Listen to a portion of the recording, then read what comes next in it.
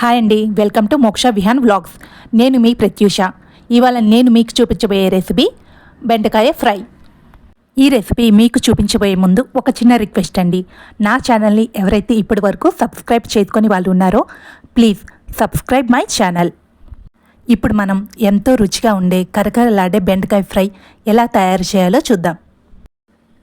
ముందుగా నేను 1 కేజీ బెండకాయల్ని శుభ్రంగా కడిగి తుడిచి ముక్కలుగా చేసి పక్కన పెట్టుకున్నానండి. ముందుగా స్టవ్ వెలిగించుకొని డీప్ ఫ్రైకి సరిపడా ఆయిల్ని తీసుకుందాం. ఆయిల్ వేడెక్కగానే మనం ఇందాక ముక్కలుగా కట్ చేసుకున్న బెండకాయ ముక్కల్ని అందులో వేసుకుందాం.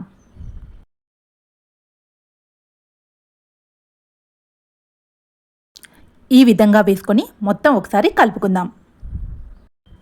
ఈ విధంగా మధ్య మధ్యలో కలుపుతూ ఉండాలి. బెండకాయలు వేగడానికి టైం పడుతుంది కాబట్టి ఫ్రైకి కావాల్సిన కారాన్ని ప్రిపేర్ చేసుకుందాం.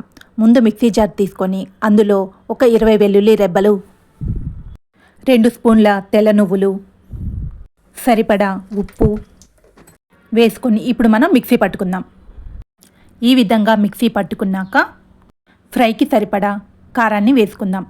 నేనైతే 4 స్పూన్లు వేస్తున్నాను.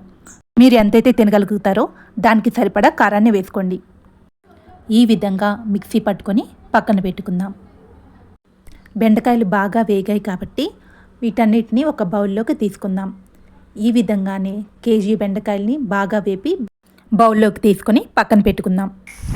ఇప్పుడు పోపు కోసం స్టవ్ వెలిగించుకొని వేరొక గిన్నె పెట్టుకుందాం.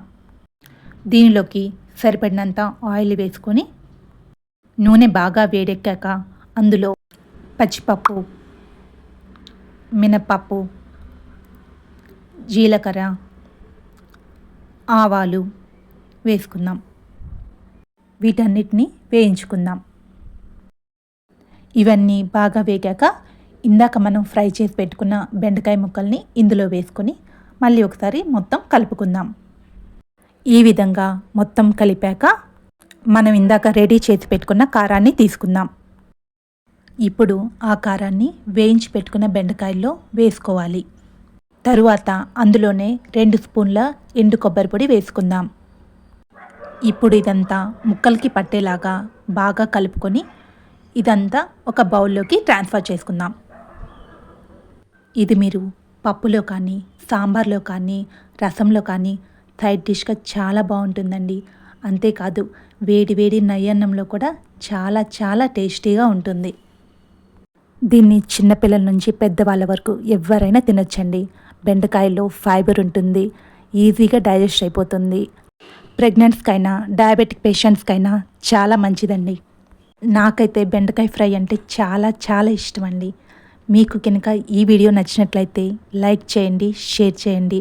మీ అభిప్రాయాల్ని కామెంట్ రూపంలో నాకు తెలియజేయండి. Thank you for watching my video.